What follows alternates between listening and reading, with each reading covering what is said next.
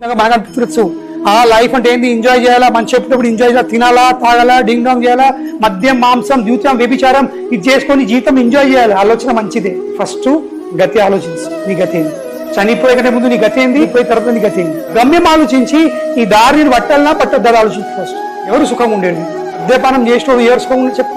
2 పెగ్గులు లోపలికి పోయిందంటే వాడి సోయిలు కూడా అయిపోయినాడు. వాడు ఏం మాట్లాడుతున్నాడు, వాడు ఎక్కడున్నాడు, వాడు ఎవరు వాంగించలేదు. ఎంజాయ్మెంట్ ఎక్కడిది? ఎంజాయ్ చేయడానికి కనీసం వాంగి తెలుసుండాలకి వాడు ఎవరు, వాడు ఎక్కడున్నాడని, వాడు కక్కున తెలియదు, దిట్టింగ్ తెలియదు, వాడు చేత దెబ్బలు పడింది తెలియదానికి. ఎంజాయ్మెంట్ ఎంజాయ్మెంట్ ఏం లేదు. ఎంజాయ్మెంట్ కేవలము ఆ ఊహల కల్పనలు ఉంది. తింటే తాగితే ఎంజాయ్ చేస్తాం.